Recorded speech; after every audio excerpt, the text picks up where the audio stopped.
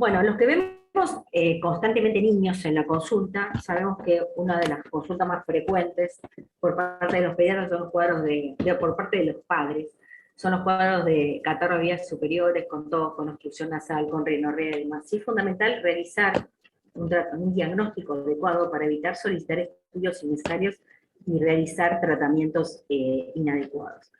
Yo voy a hablar un poco del EPOS, que es la posición europea de la rinosinusitis, con algunas cosas estoy de acuerdo y otras con no, si bien aparentemente la guía no se hizo con tantos otorrinolaringólogos que nos dedicamos a niños, entonces mucho se habla de adultos, así que algunas cosas estoy de acuerdo y otras que no, y algunas cosas las voy a manifestar acá. La definición de la rinosinusitis es la inflamación de la mucosa nasal y de los senos paranasales, tanto de causa infecciosa como no infecciosa. Tenemos que saber, ¿sí?, para eso, que los senos paranasales se desarrollan progresivamente, estando presentes al nacimiento, los senos, algunas celillas sigmoidales y un esbozo del seno maxilar. El seno maxilar se identifica radiológicamente a los 5 años, por eso tenemos que saber que no tiene ningún sentido solicitar radiografías en niños pequeños, porque lo único que vamos a observar es un etmoides y el seno maxilar que aún no está desarrollado, y vamos a ver opacificación pensando que puede el paciente estar cruzando un cuadro de rinosinusitis y la realidad es que no está sucediendo esto.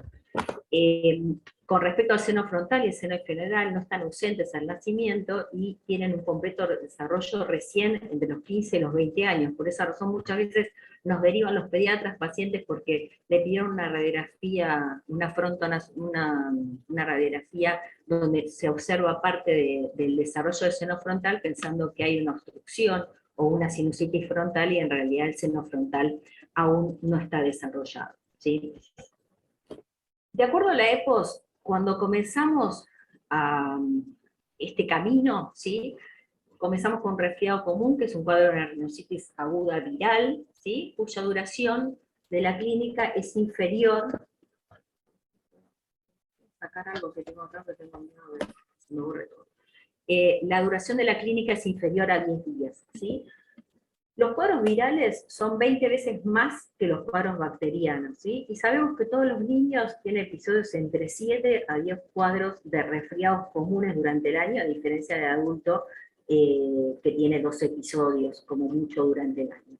Después tenemos un periodo en el cual hay un empeoramiento de los síntomas al cabo de 5 días, o bien hay una persistencia de esto durante más de 10 días, y un pequeño número de estos se sobreinfectan con bacterias, y un pequeño porcentaje de ese porcentaje es necesario indicar tratamiento antibiótico. Así que ustedes vean que el gráfico es muy amplio y sin embargo una pequeña porción debería ser solamente tratada con medicación antibiótica. Acá vemos otro cuadro que aparece en el EPOS, en el cual ustedes ven el catarro banal tiene un empeoramiento de los síntomas entre el día 2 y 4, y después los síntomas empiezan a decaer, desapareciendo ante los 10 días. Muchas veces lo que persiste son la tos, que es la más molesta para los padres, ¿sí?, y para los chicos también. Y si los síntomas persisten, como ya dije, después de 10 días, hay un aumento de los síntomas después de los 5 días, ahí puede haber una sobreinfección bacteriana, que es entre 0,5 a 2% de los cuadros virales. ¿Qué es lo que sucede a nivel de la patogenia, ¿sí? El epitelio nasal es la puerta de entrada, ¿sí?, de los patógenos virales, tanto como que es un activo componente de la respuesta inicial contra la infección viral. Lo que acá sucede es un daño a nivel de la estructura mucosa, ¿sí? Sabemos que el epitelio respiratorio es un epitelio ciliado pseudoestratificado, y lo que sucede acá es una rotura de lo que es, hay un daño en la mucosa, con una alteración a nivel de las cilias, no solamente en el número, sino en la batida y la sincronía de esa frecuencia y de esa batida ciliar, lo que lleva a un estancamiento del moco, a un aumento, una hipersecreción a nivel de la mucosidad, y a la larga, si esto no se resuelve y no se trata debidamente, puede suceder una obstrucción del ostium y transformarse en una rinosinusitis crónica. ¿Cuáles son los virus que afectan Los cuadros rinosinusales, los más comunes en los niños es el influenza y el parainfluenza, los rinovirus, los adenovirus, el virus incisional respiratorio, coronavirus y enterovirus. Y cuando hablamos de sobreinfección bacteriana, principalmente, al igual que en la otitis media aguda, tenemos el Streptococcus pneumoniae, el Haemophilus influenzae y la Moraxella catarrhalis en mucho menor porcentaje, y en los pacientes ya pensando en un cuadro de resistencia, el Staphylococcus meticilino resistente, que aparece también en la sinusitis crónica, la Pseudomonas aeruginosa, y en pacientes con inmunocompromiso o en pacientes con también rinosinusitis crónica, los anaerobios y los hongos, como dijo Fernando, que es muy raro las micosis en los niños, pero sí hay que tenerlas en cuenta en los casos de inmunocomprometidos. ¿Sí? Siempre tenemos que saber que los cultivos son solo positivos en un 60% y no es algo de rutina solicitar bacteriología para esto, ya que el mayor porcentaje de sinusitis bacteriana por bacterias, de sinusitis agudas por bacterias es por Streptococcus y Haemophilus influenzae acá en la Argentina. Entonces, yendo justamente a lo que es la rhinosinusitis aguda, según el EPOS, es un cuadro de 2 o más síntomas, de los cuales uno de ellos debe ser la obstrucción nasal, la congestión nasal y o la rinorrea anterior y la descarga postnasal, típica en los niños, que sabemos todos que no se sabe sonar la nariz, y por ende muchas veces el padre dice, no, no tiene muco, y en realidad cuando uno hace la inspección ve la rinorrea posterior, la tos diurna y nocturna, que realmente es muy molesta, tanto para los chicos como para los padres, y también nombra el dolor facial o la presión, que en realidad los niños no refieren dolor, salvo que uno haga en la consulta la presión en los puntos sinusales, pero realmente los niños no refieren dolor facial.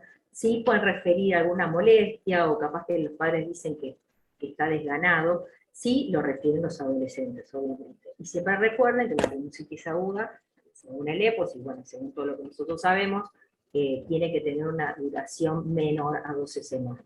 Con respecto al cuadro inferior, la rinorrea obviamente que es muy importante, la tos también, la fiebre, nosotros no tenemos muchos pacientes con sinusitis aguda con fiebre, ¿sí? Generalmente la fiebre más se da en los cuadros de la coriza en el primer momento, pero es raro tener sinusitis aguda bacteriana con fiebre. Y el dolor también, como ya dije, no es algo que los niños refieran, y si uno después puede investigar. ¿Qué hacemos con ese paciente? ¿Le pedimos estudios? No, lo primero que tenemos que hacer es realizar el examen físico. ¿Sí? En el examen físico, a nivel de la fauces, lo que vamos a ver es una rinorrea posterior, las fauces congestivas, producto de la misma rinorrea. A nivel de la mucosa, lo que hacemos es mirar al paciente, hacer una rinoscopía anterior, no le hacemos fibroscopía a los pacientes para evaluar la mucosa nasal para un cuadro agudo, ¿sí? Lo que vamos a encontrar es que el paciente va a tener una hiperemia y una edemia de la mucosa, generalmente encontramos una hipertrofia de cornetes, que más se ve en adolescentes, muchas veces encontramos costras, mucha mucosidad seca en las fosas nasales, porque como dije anteriormente, los niños no se suenan la nariz. Si observamos quizás con una óptica o con el giroscopio, vamos a observar secreción mucopurulenta que proviene del meato medio, y si bien no es la aparición de pólipos en un cuadro de rinitis aguda, no es algo normal, pero muchas veces nos han venido pacientes que consultan por primera vez y hemos encontrado pólipos en esa fosa nasal. Y es importante, a pesar de que no hay trabajos que aseguren que los cuadros, las alteraciones anatómicas tienen que ver con los cuadros sinusales, pero un paciente con una importante desviación septal es a considerar, especialmente si ese paciente tiene una rinosinusitis crónica o bien tiene una rinosinusitis recurrente. Entonces, el diagnóstico es clínico, no se debe corroborar radiológicamente bajo ningún concepto, ¿sí? Y las imágenes están indicadas solamente frente a dudas diagnósticas. Pero la realidad es que con lo que nos refieren los papás, o nos refiere ese adolescente que nos viene a la consulta, con eso ya podemos hacer un diagnóstico. Entonces, Las radiografías no se solicitan, ¿sí? No se recomienda su uso porque tiene una baja sensibilidad y una baja especificidad. Yo a veces pido un perfil de cabo, no en un cuadro agudo de primera vez, pero si es un paciente que me refiere, que tiene 2 o 3 episodios, con desaparición de los síntomas interepisodios, empiezo a investigar a ver si una de las causas no puede ser esa hipertrofia adenoidea, porque como durante mucho tiempo dijimos, y decía el doctor Mancilla, estos son cuadros de rinosinuso adenoiditis, porque estos niños la adenoides tiene un rol muy importante, ¿sí? Las ecografías carecen de valor diagnóstico, la tomografía, ahora próximamente voy a hablar de la misma. Radiografías, como verán acá, estas radiografías no tienen ningún sentido de pedir. Acá, como vemos en la primera, el seno frontal no está desarrollado. Acá tenemos una parte solamente neumatizada del seno frontal. Y la realidad es que una radiografía que está normal, perfecto. Ahora, si tiene una oposificación, una hipertrofia de mucosa, una obstrucción, realmente no nos asegura que ese paciente tenga un cuadro de rhinosinusitis aguda. Por eso nos tenemos que basar solamente en la anamnesis y en el examen físico del paciente. La radiografía CABO, como ya les dije, para episodios recurrentes o para episodios, yo realmente, estos episodios que duran menos de 12 semanas, no es fácil manejar un padre de un chico que tiene este cuadro durante 2 meses o 3 meses, ¿sí? Entonces, si ese paciente tiene estos episodios, yo le pido una radiografía de Cabón, que es una de las cosas que hay que investigar, aparte de preguntar, aunque en la EPOS no asocian la alergia para estos cuadros agudos, investigar si ese paciente tiene antecedentes de alergia o asma, porque hay una estrecha relación, considero, con los cuadros sinusales. Bueno, con respecto a la tomografía, en los cuadros agudos no se solicita, ¿sí? Pero muchas veces sí se solicitan, por ejemplo, en la elaboración de una rinosinusitis crónica o vienen las complicaciones, pero muchas veces nos vienen los pacientes con tomografías solicitadas por el pediatra o bien por algún otro otorrino, o bien a veces nosotros también lo pedimos a efectos de evaluar si hay alguna causa anatómica que esté provocando estos cuadros rinosinusales, pero muchas veces se informan con hipertrofia de mucosa o con edemas inflamatorios a nivel de construcción del ostium, que realmente no nos va a cambiar en cuanto al tratamiento de estos cuadros. Sí, nos va a cambiar si estamos hablando de una crónica, más si pensamos que ese paciente puede terminar en la cirugía, que es muy raro en los chicos, ¿sí? Entonces, en qué casos pedimos tomografía cuando hay una mala evolución clínica, ¿sí? Cuando hay una recurrencia, cuando hay complicaciones, en los pacientes inmunocomprometidos, en los pacientes que desarrollan una sinusitis están internados o bien están en la terapia, o en pacientes que van a someterse a cirugía. Esas son las únicas indicaciones por las cuales uno pide tomografía. Bajo ningún concepto se pide una tomografía en un paciente que nos consulta por primera vez o por segunda vez. Realmente no tiene ningún sentido exponer a los chicos a tanta radiación para investigar nada, ¿sí? Salvo que uno esté pensando que puede tener algo que puede estar afectando. Otra cosa que tenemos que tener en cuenta es que a veces, especialmente los pacientes adolescentes, tienen cuadros de monosinusitis, que muchas veces son diagnosticados por radiografía, no es lo ideal, porque esta sinusitis maxilar puede ser un cuadro de sinusitis aguda, como puede ser un pólipo antrocoanal, o un pólipo estenocoanal, o puede ser un quiste de seno maxilar al solicitar una tomografía y verlo bien. Así que realmente no se solicita radiografía si uno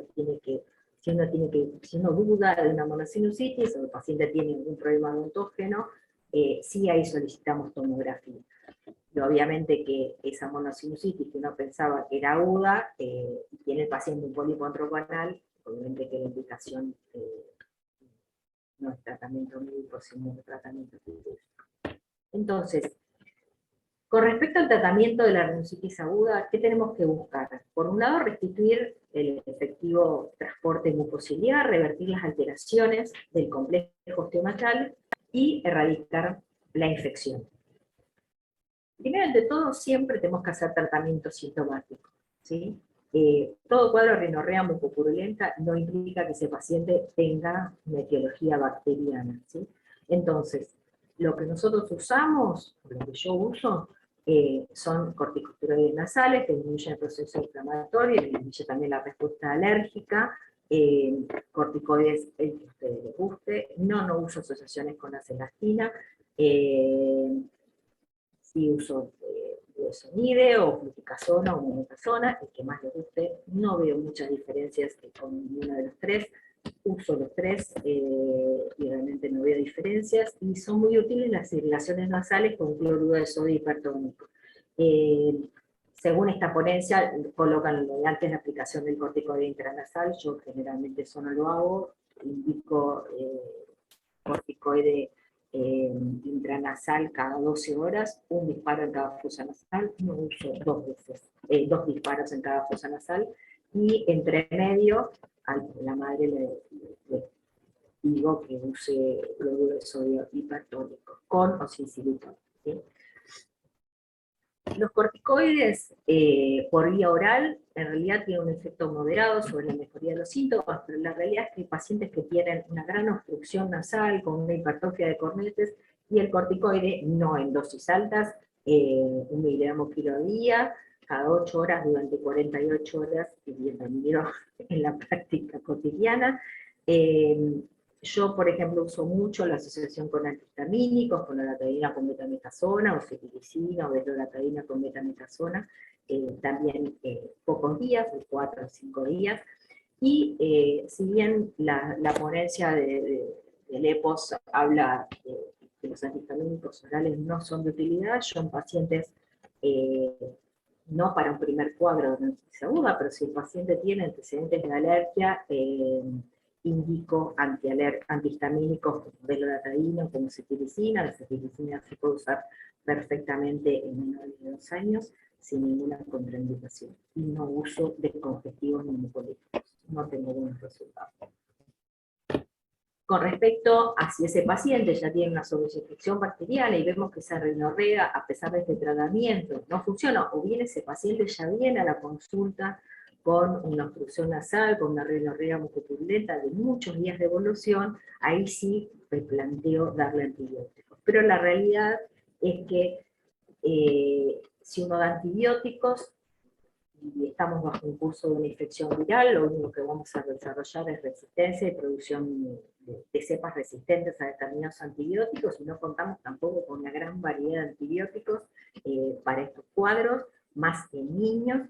El 60% de los casos, si uno no diera antibiótico, el paciente va a mejorar, obviamente que va a tardar, y eso es lo que nos lleva muchas veces en la consulta a indicar antibióticos, porque el papá nos lo pide, o la mamá nos lo pide, porque bueno, porque vive con moco. Y la realidad es que los niños, al estar en contacto con otros niños en el jardín o en el colegio, viven con moco, ¿sí? La cosa es que no llegar a los cuadros de dolor, o los cuadros de fiebre, a los cuadros de un malestar general. Hay pacientes que realmente les provocan un gran deterioro a nivel social y a nivel escolar, y entonces por esa razón a veces también dan antibióticos. Entonces, ¿qué tratamiento usamos? Aparte del tratamiento sintomático con spray nasales, se da amoxicilina, dosis alta, 80 a 100 miligramos kilo día, cada 12 horas, ¿sí? No se da más cada 8 horas, a pesar de que los médicos siguen dándolo, en la duración durante 7 a 14 días, con un promedio de 10 días, y otra opción es la amoxicilina clavulánica. La realidad es que uno puede comenzar con amoxicilina a dosis alta, y si por alguna razón los síntomas no desaparecen, o uno piensa que hay alguna resistencia, puede dar perfectamente amoxicilina clavulánica. O si es gusto, placer del médico, puede comenzar también con amoxicilina clavulánica, a dosis de 45 miligramos hasta 90 miligramos, que existe la presentación. Es decir, muchas veces uno comienza con amoxicilina 80-100 y después pasa a amoxicilina clavulánico o sube la dosis. La realidad es que en pacientes que tienen resistencia, esa es la conducta. Es muy raro que uno tenga que pasar a otro tipo de antibiótico. Es más frecuente que uno suba la dosis a que cambie de antibiótico. En los pacientes alérgicos, Estas son las opciones que uno puede dar. Yo personalmente la citromicina no la uso en cuadros rinosinusales, la realidad es que cuando se estudió y salió al mercado, salió para el cuadro de faringomielitis, para el cual anda perfecto. La claritromicina la uso en los pacientes alérgicos, o es otra opción en tratamiento, que tiene muy buenos resultados porque tiene un efecto muy político. Los pediatras están usando, y algunos otorrinos también están empezando a usar mucho la trimetropilsulfa, que durante mucho tiempo se había dejado de lado, y está teniendo buenos resultados, pero también está empezando a haber resistencia, y otra opción es la clindamicina. Y si no, tenemos también la ceftriaxona intramuscular durante 3 días. ¿Qué tenemos que tener en cuenta? ¿Sí? Por un lado, con el uso de antibióticos, la resistencia bacteriana. No tenemos muchos antibióticos para indicar, entonces tenemos que tener mucho cuidado con esto. ¿Sí? Por el otro lado, la guía norteamericana siempre hablan de los aumentos de los costos en salud. Por otro lado, todo el riesgo que provocan los antibióticos, especialmente la amoxicilina clavulánico, con los efectos de diarrea, de cuadros gastrointestinales serios en los niños. Por el otro lado, está favorecido habitualmente porque, bueno, uno dice, evalúa el riesgo de las complicaciones. El hecho de dar antibiótico no va a evitar una complicación, ¿sí? Siempre hay que pensar que la rhinosinusitis comienza siendo viral. Entonces, tratar de esperar antes de pensar que puede haber una sobreinfección bacteriana y dar antibióticos en forma innecesaria, ¿sí? Y solamente indicar antibióticos si los síntomas empeoran o bien no se observa mejoría varios días después de la consulta. Entonces, no debemos medicar los cuadros de vías aéreas superiores comunes y corrientes. La rinorrea purulenta no implica que sea un cuadro de rinocetis aguda para tratar con antibiótico, aparece en un resfrío común, y no efectuar radiografías simples de senos paranasales, porque lo único que hacen es ayudar a la confusión y no nos van a cambiar en cuanto al tratamiento. Siempre recuerden que el diagnóstico es clínico. ¿Cuáles son los factores predisponentes? Generalmente de esto se habla cuando uno habla de rinosinusitis crónica, pero yo lo tomo a consideración para los cuadros de rinosinusitis agudas recurrentes, ¿sí? O bien para pacientes que hace 3 meses que vienen con obstrucción nasal, con rinorrea, con tos, y uno dice, bueno, ya va a pasar, ¿sí? Ya le di la medicación y bueno, uno espera a que en algún momento desaparezcan los síntomas. Pero la realidad que no lo hago porque los papás me insistan de que por qué sigue con los mismos síntomas, sino por una cuestión de que hay que buscar el porqué de todo esto, ¿eh? Entonces, hay que tener en cuenta, si bien esto se habla mucho para los cuadros de rhinosinusitis crónica, creo que también es importante tenerlo en cuenta en las agudas recurrentes, en los pacientes que, bueno, vamos por la semana 10 y todavía seguimos con los síntomas que están atenuados, pero persisten. Entonces, tener en cuenta los cuadros virales recurrentes, los pacientes con alergia o con asma tienen una alta factibilidad de tener rinosinusitis, los pacientes con inmunodeficiencia, todos los déficits de IgA y de inmunoglobulina G provocan por la misma inmunodeficiencia rinosinusitis. Está muy estudiado el tema de la exposición al cigarrillo, hay que explicarle a los padres que tienen que fumar lejos de sus hijos o afuera, porque el tabaquismo pasivo está muy asociado a estos cuadros.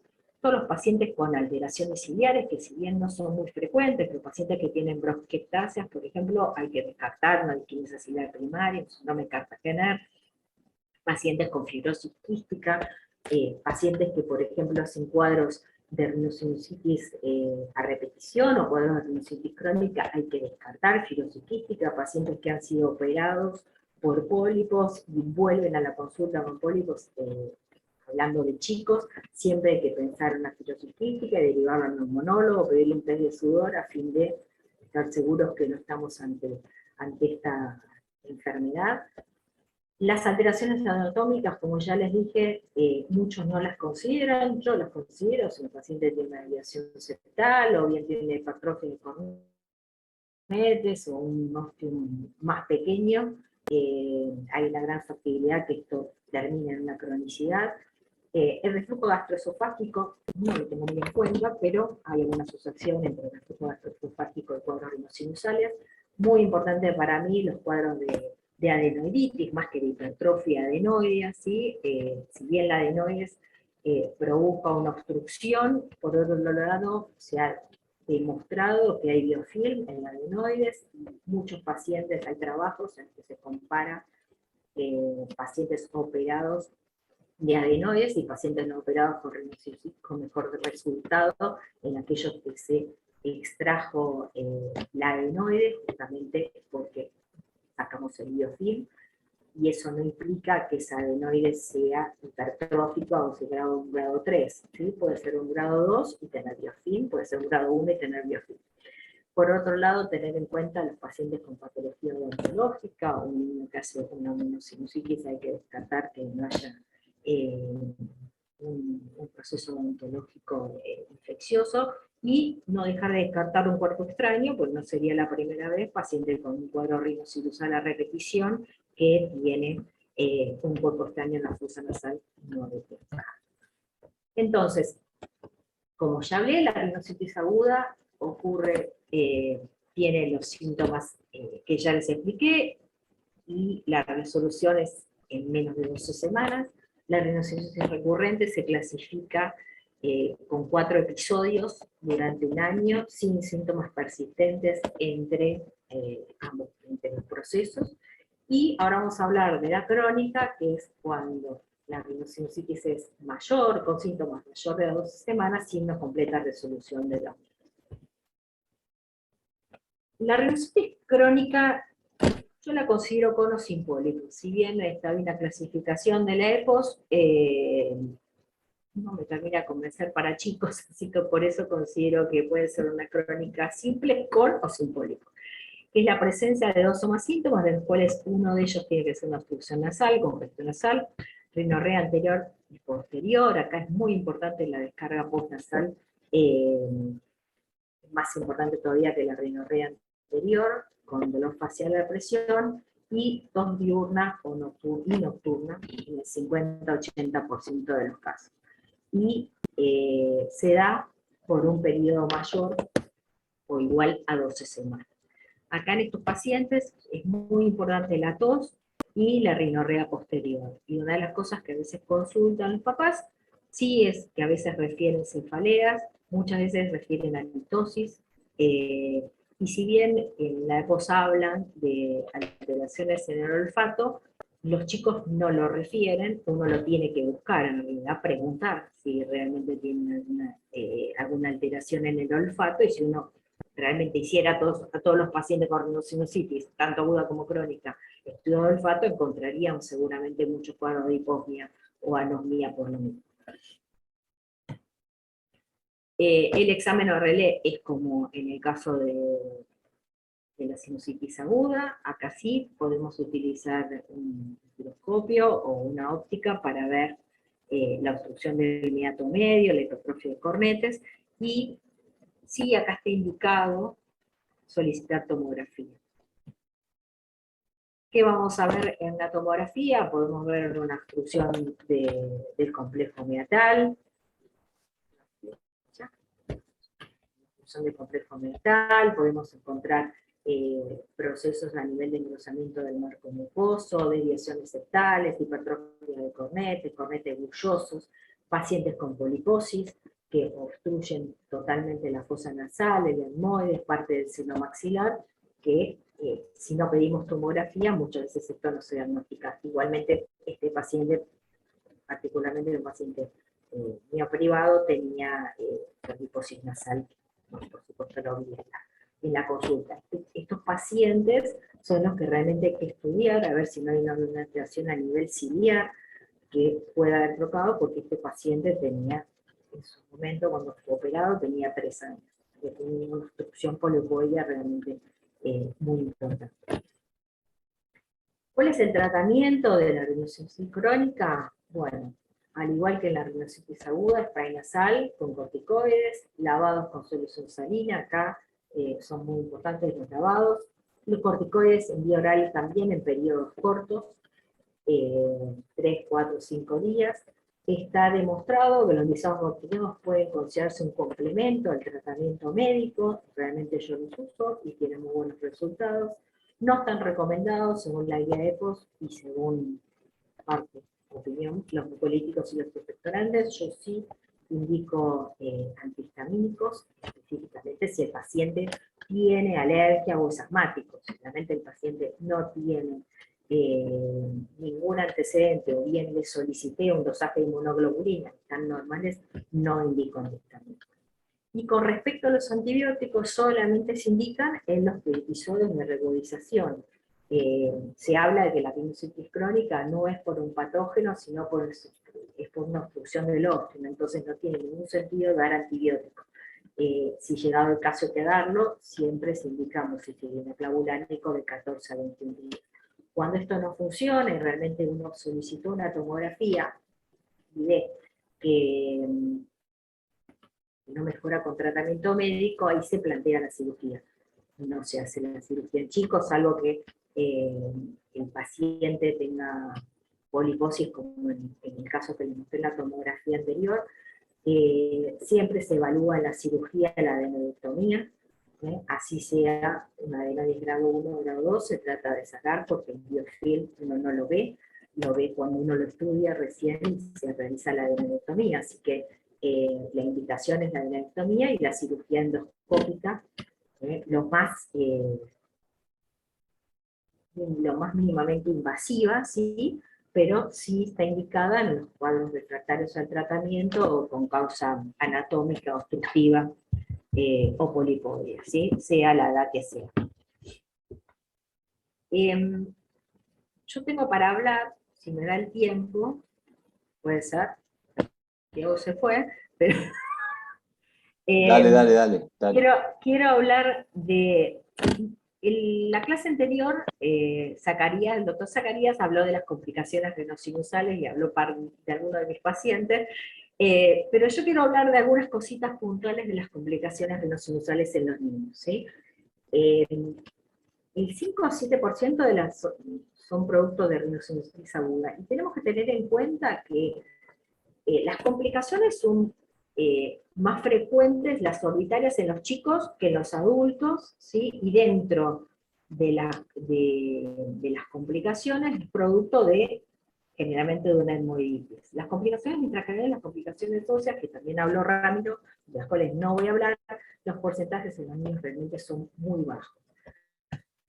Los factores que predisponen, por supuesto, en los pacientes inmunocomprometidos, en los lactantes y niños menores de 2 años, justamente porque el único seno desarrollado es el etmoides, es producto de los cuadros de etmoiditis, y a nivel anatómico, bueno, ya sabemos que las paredes óseas en los niños son más delgadas que en los de los adultos, y la dehiscencia a nivel de la lámina papilar. Los patógenos generalmente son polimicrobianos, los patógenos más frecuentes son el Streptococcus pneumoniae y el Staphylococcus aureus, ¿sí? El Haemophilus influenza ha disminuido bastante por la vacuna, pero sin embargo sigue apareciendo como patógeno principal. Y tenemos que pensar en anaerobio, cuando nace un pseudontógeno, o bien los cuadros de sinusitis crónica, y por supuesto, como dijo Fernando, los pacientes con alteraciones inmunológicas, los cuadros psicóticos, que son muy raros en chicos, salvo realmente en pacientes inmunocomprometidos. Bueno, no voy a hablar de la clasificación de Chandler, a pesar de que el celulitis preseptal está dentro de las complicaciones orbitarias, sabemos que no es una complicación orbitaria específicamente, ¿sí? Pero lo que quiero hablar es que muchas veces se confunde la celulitis preseptal, ¿sí? La celulitis preseptal, si bien en la clasificación es el 80% de las complicaciones orbitarias, sabemos que está por delante del septo orbitario, por lo tanto no es una complicación orbitaria, valga la redundancia. Se da específicamente en niños adultos y específicamente en niños pequeños. ¿Cómo se caracteriza? Se caracteriza por un eritema y edema palpebral, con flebosis en el párpado, el paciente está con muy buen estado general, tiene ese edema a nivel del párpado, el niño no deja de sonreír porque realmente no está muy molesto para estar tirado en la cama y estar cansado y demás. Y es muy importante que lo que es la motilidad ocular, la agudeza visual, los reflejos oculares están conservados, están normales. ¿Se pide tomografía? Realmente no es necesario pedir tomografía. Se pide tomografía si uno está pensando que el paciente se está complicando, está teniendo realmente una complicación orbitaria, pero no es necesario pedir la tomografía porque lo único que vamos a ver es un edema a nivel palpebral y preceptal.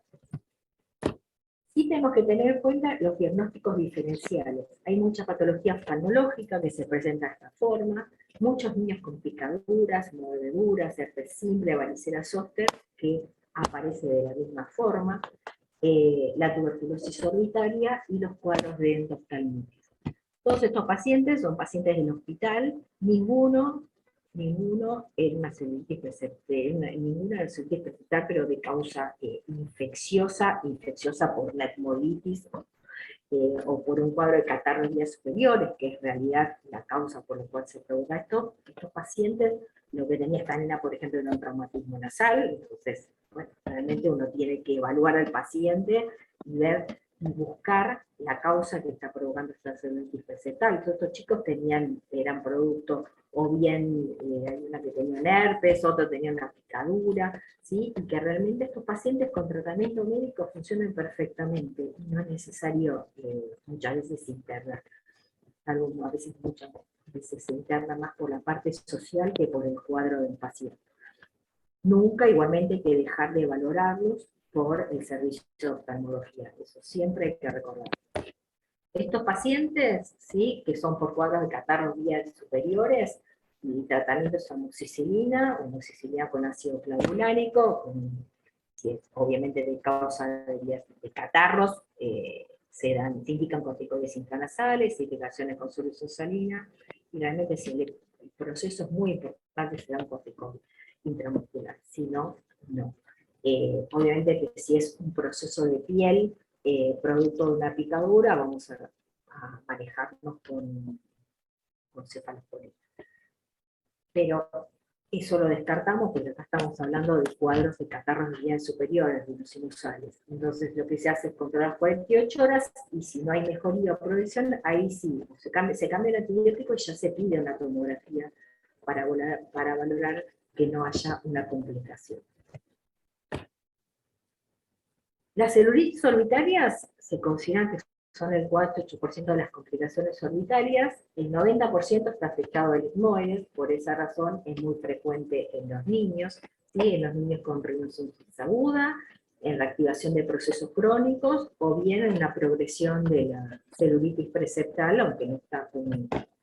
En esos pacientes lo que vemos es una proptosis, ¿sí?, ocular con femosis, tiene dolor ante el cambio de la mirada, edema palpebral, y empieza a haber una alteración leve de la agudeza visual con una motilidad limitada. Eso es muy importante tener en cuenta y por supuesto siempre valorarlo, como dije antes, con el servicio oftalmológico. Esta es una paciente que tuvimos nosotros, ¿sí? Fíjense la celulitis que tiene, orbitaria que tiene el paciente, ¿sí?, con acá hay un compromiso de los 12 senos paranasales, que muchas veces hay un 80% en los cuales no hay solamente un compromiso del etmoide, sino también del etmoide y del seno maxilar. El tratamiento de estos pacientes sí son regla de internar, y ya el tratamiento es endovenoso, generalmente en nuestro caso lo define el servicio de infectología, ¿bien?, y siempre agregando los corticoides intranasales y la irrigación nasal, porque si no barremos toda esa mucosidad que está coleccionando, ese paciente tampoco va a mejorar. Y el absceso superióptico, que son los 3 que voy a hablar, que son los más frecuentes en los chicos, tiene el 10 al 14% de complicaciones orbitarias. Sabemos que es un absceso localizado entre el periósteo y las paredes orbitarias, y tiene el paciente orbitario con proptosis paraxial, fundamentalmente, hemosis, tienen deterioro de la agudeza visual con motilidad limitada y un reflejo pupilar disminuido. Este es un caso que está en internet, no es un paciente nuestro, pero así como yo nombré que uno de los factores predisponentes podría ser un cuerpo extraño, este es un paciente que debutó con acceso subperióstico, y en realidad lo que tenía el paciente, después que se solicitó la tomografía, era una ocupación con el acceso subperióstico, y cuando se realizó la cirugía, porque no hubo mejoría en este paciente con el tratamiento médico, se trajo un cuerpo extraño que era un algodón.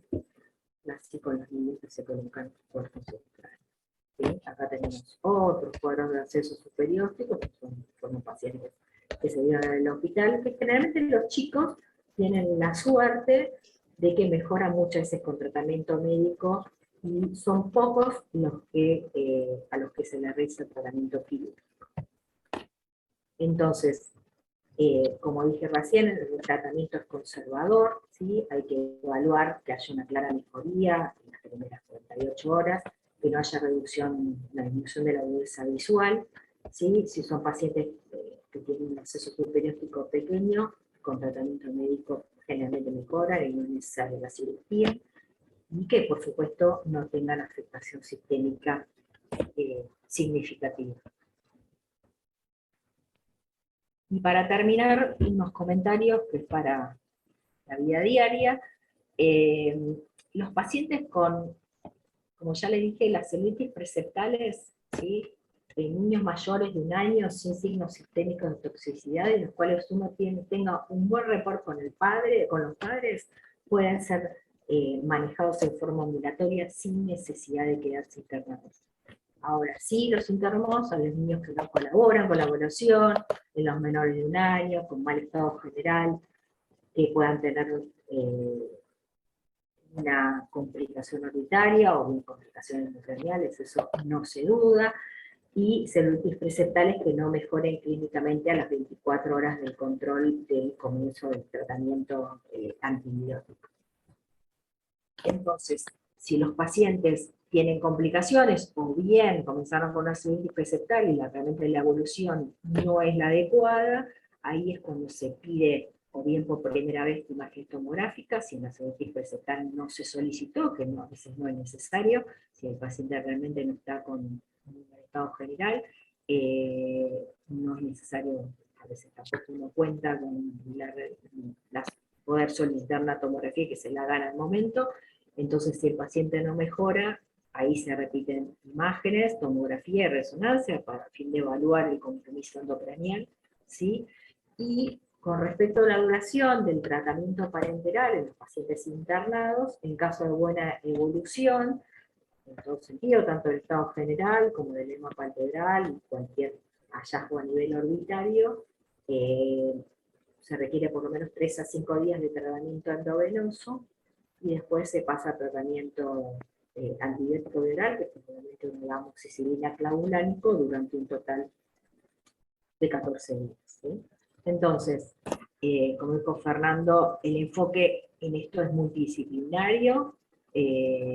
Obviamente las complicaciones orbitarias no tienen injerencia en el neurocirujano, pero sí en el resto de las complicaciones endocranianas, pero sí tenemos, en el caso nuestro, con el pediatra y con el oftalmólogo, los tratamientos generalmente en los chicos, específicamente en la celulitis preceptal, celulitis orbitaria, acceso superióstico, el tratamiento antibiótico, con muy buenos resultados, pero tenemos también la opción de la cirugía, los pacientes que realmente en los inmunocomprometidos, o bien que tienen progresión de las alteraciones oculares, o bien persistencia del absceso orbitario, o que el absceso tenga un tamaño tal que no tenga una buena respuesta ante la tomografía que se hace en control a las 48 horas de realizar, de comenzar el tratamiento antibiótico si el paciente no mejora.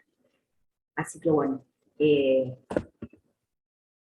cumplido en horario, espero que no haya sido todo muy rápido, pero bueno, no sé si hay preguntas, creo que hay preguntas.